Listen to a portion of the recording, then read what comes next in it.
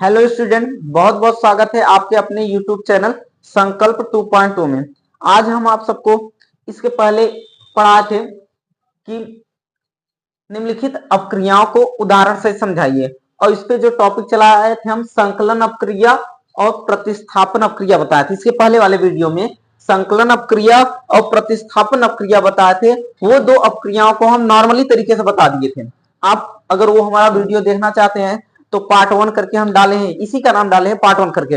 ये जो वीडियो हम प्रोवाइड करेंगे आप सबको पार्ट 2 करके डालेंगे, इसमें भी वही रहेगा संकलन अपक्रिया और प्रतिस्थापन अपक्रिया। लेकिन ये जो अपक्रिया हम आप सबको बताने जा रहे हैं ये कार्बनिक यौगिकों से रिलेटेड रहेगा। किससे रिलेटेड रहेगा?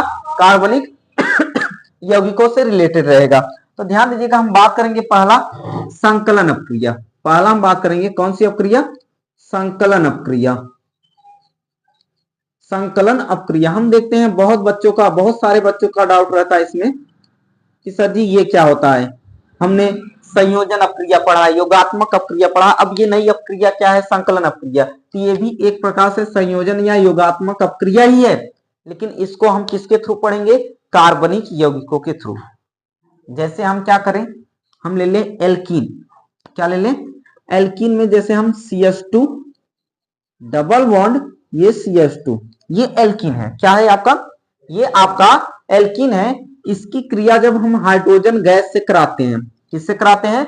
हाइड्रोजन गैस से कराते हैं। और ये हम क्रिया कराएंगे निकिल और पैलेडियम धातु की उपस्थिति में। ये उत्प्रेरक का काम करेगा, निकिल और पैलेडियम। ध्यान दीजिएगा, ये जो है उत्प्रेरक है, ये रासायनिक अपक्रिया में भाग नहीं लेगा। ये जो आपका निकिल और पैलेडियम है ये रासायनिक अपक्रिया में भाग नहीं लेगा, लेकिन इसके प्रेजेंटेशन में, इसकी उपस्थिति में अपक्रिया की गति बढ़ जाती है। जहां अपक्रिया स्लो समाप्त होती है, जब हम कोई कैटालिस्ट यानी कि उत्प्रेरक को यूज करते हैं तो अपक्रिया क्या हो जाती है? जल्दी समाप्त हो जाती है। देखो इसका ये एक बॉन्ड टूटता है ऐसे, ये बॉन्ड ब्रेक होगा। एक बॉन्ड जब ब्रेक होगा तो ये आपका CH2 हो जाएगा, ये आपका एक बॉन्ड, ये आपका CH2। एक वैलेंसी इसकी खाली हो जाएगी, एक वैलेंसी इसकी खाली हो जाएगी। कार्बन की 4 संयोजकता होती है, 2 संयोजकता हाइड्रोजन से बिजी थी, 1 संयोजकता बॉन्ड से, और 1 संयोजकता यहाँ। तो यही जो H2 था इसमें से एक हाइड्रोजन ये जुड़ जाएगा, एक हाइड्रोजन ये जुड़ जाएगा। ठीक, इसको हम या करके लिख सकते हैं, या करके ये हो जाएगा CH3 सिंगल बॉन्ड और CH3 हो जाएगा। ठीक है, इसमें ये जो है ये एथीन है। क्या है? एथीन। और ये आपका क्या है? एथेन। क्या है? एथेन। अगर सिंपल नाम देना चाहते हैं तो इसको हम वैसे एल्कीन भी कह सकते हैं। एल्कीन ग्रुप का है, ये एल्कीन सदस्य का है। ये आपका किस सदस्य का है? एल्केन सदस्य का है। किस सदस्य का? एल्केन सदस्य का है। ठीक, मजा आया? ये हम क्या किए थे फिर से देख लीजिए, ये जो डबल बॉन्ड था इस डबल बॉन्ड को ब्रेक कर दिए। इस डबल बॉन्ड को हम क्या कर दिए? ब्रेक कर दिए। जब इस डबल बॉन्ड को हम ब्रेक किए, हमको पता है कार्बन की कितनी वैलेंसी होती है? 4 वैलेंसी होती है। 2 वैलेंसी तो हाइड्रोजन से हो जाएगी, 1 वैलेंसी अगले कार्बन से भी, इस कार्बन की भी 4 वैलेंसी, 2 हाइड्रोजन, ये 2 ठो खाली। अब ये जो हाइड्रोजन होता है एक यहाँ ऐड हो जाता है और एक यहाँ ऐड हो जाता है। ठीक, यही दोनों हाइड्रोजन जो होते हैं ये ऐड हुए हैं, ये दोनों हाइड्रोजन, और जाकर हमको क्या मिला है? एथेन प्राप्त हुआ है। इसे हम CH3 और CH3 बोल सकते हैं। ये आपका जो है ये कार्बनिक यौगिकों पर संयोजन अपक्रिया थी। क्या थी? कार्बनिक यौगिकों पर संयोजन अपक्रिया। इसका नाम हम क्या दिए थे? एथीन। क्या नाम दिए थे? एथीन। आया? समझ में आया सबको? हम बात करेंगे अब स्क्रीनशॉट ले लीजिए, हम इसको रफ करें। स्क्रीनशॉट ले लीजिए।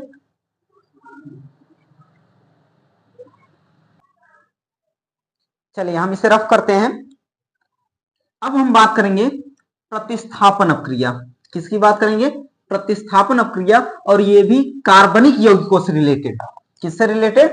कार्बनिक यौगिकों से रिलेटेड बात करेंगे। इसके लिए हम सीधा साधा एक एग्जांपल लेंगे, मेथेन। क्या लेंगे? Methane, CH4।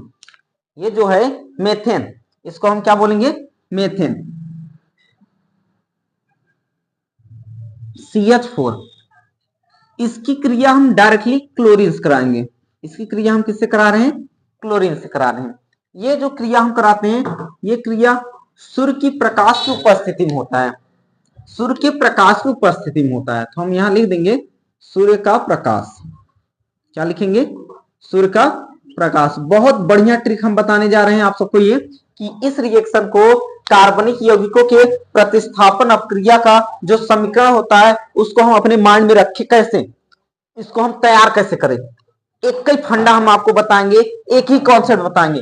देखो हर एक प्रोसेस में इस रिएक्शन का आपका 4 चरण होंगे। कितने चरण होंगे? 4 चरण होंगे। हर चरण में बस एक ही पॉइंट माइंड में घुसाओ कि हमको यहां से एक हाइड्रोजन हटाना है और एक क्लोरीन को जोड़ना है। क्या माइंड में रखोगे? एक हाइड्रोजन हटाओ और एक क्लोरीन जोड़ो। बस ये फंडा माइंड में रख लो। यहां आपका CH4 है, हम इसमें से एक हाइड्रोजन हटा दिए, ठीक, और क्या कर देंगे? एक क्लोरीन जोड़ देंगे, ये आपका Cl। अब जो हाइड्रोजन एक हटा है उसके एक क्लोरीन से क्रिया करेगा, ये आपका क्या बना लेगा? HCl बना लेगा। क्या बना लेगा? HCl बना लेगा। ठीक, पहला प्रोसेस ये हुआ, फर्स्ट स्टेप हुआ। दूसरे स्टेप में हम क्या करेंगे? यही आपका CH3Cl है। क्या है ये आपका? CH3Cl है। इसकी क्रिया हम फिर क्लोरीन से करा देंगे। किससे कराएंगे? क्लोरीन से। और ऐसा नहीं कि यहाँ पे कोई और चीज हम यूज करेंगे, यहाँ भी वही प्रोसेस होगा। H हम बोल सकते हैं इसे सूर्य की प्रकाश की उपस्थिति। क्या बोलेंगे? इसे H से प्रदर्शित करते हैं सूर्य प्रकाश की उपस्थिति। यहाँ अगर आप नाम देना चाहते हैं तो इसका नाम होता है क्लोरोमेथेन।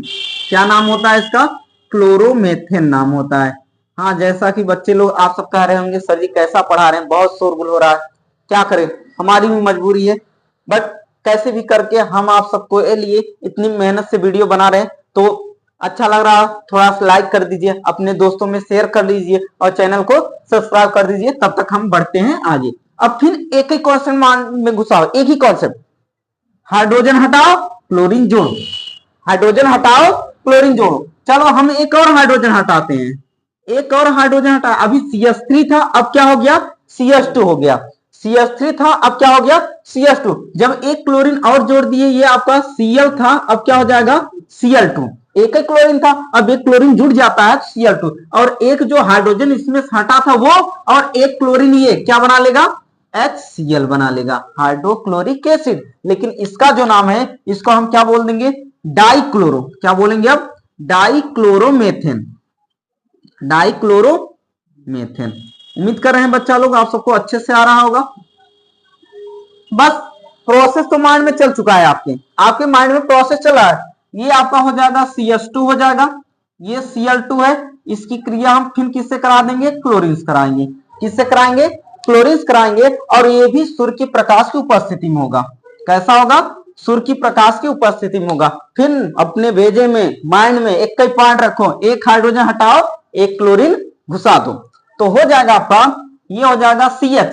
CH2 था, हाइड्रोजन हटाएं, क्या हो गया? CH। एक क्लोरीन जोड़ो, 2 क्लोरीन था, अब कितना क्लोरीन हो जाएगा? 3 क्लोरीन, और प्लस ये आगे जाकर HCl तो बनता ही जाएगा। क्या बनता जाएगा? HCl। अब इसका जो नाम है इसको हम बोलेंगे ट्राइक्लोरो। क्या बोलेंगे? ट्राइक्लोरोमेथेन। क्या बोलेंगे? ट्राइक्लोरोमेथेन बोलेंगे। एक स्टेप और है इसका, देख लीजिए। ये आपका क्या है? अब हम फिर से लेंगे CH-Cl3। जो हमको यहाँ प्राप्त होता है उसी को यहाँ रखते हैं, जो यहाँ प्राप्त हुए उसी को यहाँ रखें, फिर जो यहाँ प्राप्त हुए उसी को यहाँ रख दिए। इसकी क्रिया हम फिर किससे करा दे रहे हैं? Cl2 यानी कि क्लोरीन से करा दे रहे हैं। अब ये कब क्रिया कराएंगे? सूर्य की प्रकाश की उपस्थिति में, H। तो बस माइंड में कई कि एक हाइड्रोजन हटाओ और एक क्लोरीन जोड़ो। एक हाइड्रोजन हटाएंगे तो ये आपका C केवल अकेला हो जाएगा, और एक क्लोरीन और जोड़ दो तो ये आपका Cl4, और फिर हमको क्या मिल जाएगा? HCl। क्या मिल जाएगा? HCl। इसका नाम है टेट्राक्लोरोमेथेन। क्या नाम है? टेट्राक्लोरोमेथेन। ठीक, टेट्राक्लोरोमेथेन। ये आपका पूरा जो रिएक्शन था कार्बनिक यौगिकों का प्रतिस्थापन अपक्रिया हम बताए आपको। कार्बनिक यौगिकों का प्रतिस्थापन अपक्रिया ये एग्जाम में कई बार पूछता है, और बहुत सारे बच्चे इसे गलत करके आते हैं। कुछ